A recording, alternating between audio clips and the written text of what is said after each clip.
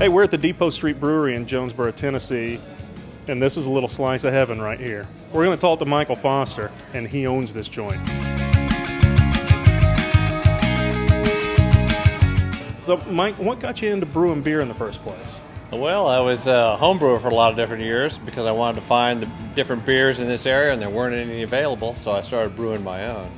And then I looked around and I thought, well, you know, after doing that for 15 or 16 years, I thought we have 500,000 people here and universities and a lot of professional people, a lot of people that appreciate good beer and no brewery. Should be me that makes one. This is where you actually brew the beer. They're both steam heated, there's a boiler outside. The rest of these tanks are all refrigerated. Now I can set each temperature on each tank. These are fermenters, the big tall ones here. So I set the temperatures depending on the type of yeast I put it in there and the temperature I want them to ferment at. How long have you been doing it with the Depot Street Brewing Company? We've been open and running and selling beer for about a little bit over 3.5 years now and doing very well. So the grain comes up the auger and falls into here into the mash tun.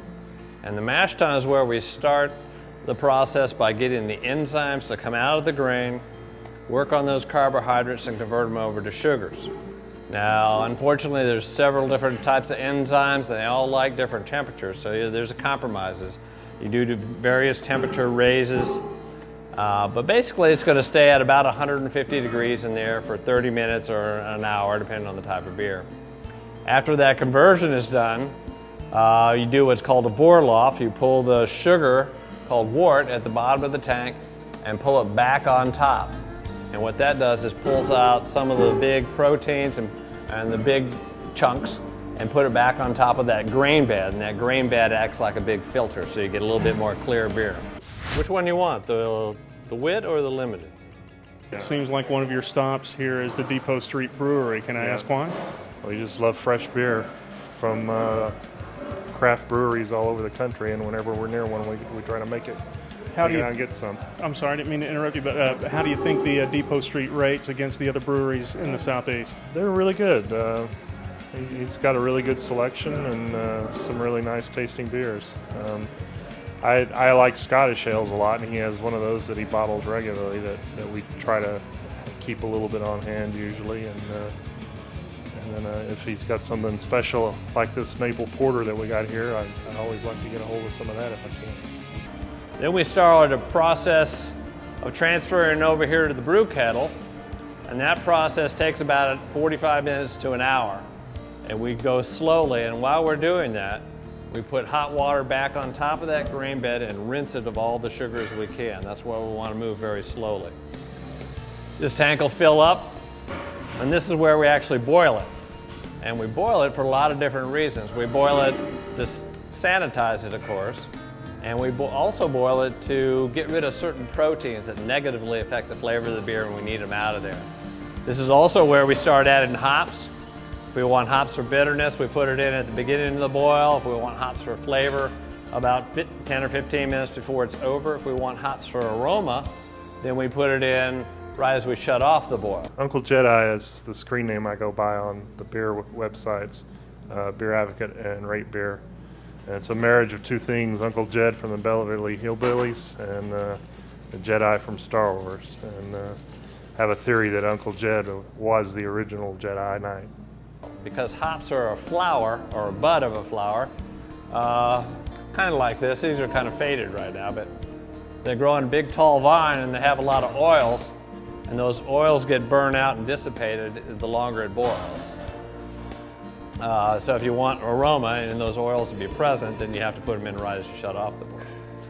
Then we do what's called a whirlpool. We spin this whole tank so that all the proteins and the hops and everything, all the solid matter is left in a cone in the middle. So we'll spin it for about 15 minutes. And then I pass it through a heat exchanger, and I've got a tank full of cold water. So those two fluids can go by each other, and of course one gets hotter and one gets colder. So then this boiling fluid comes out at about 70 degrees.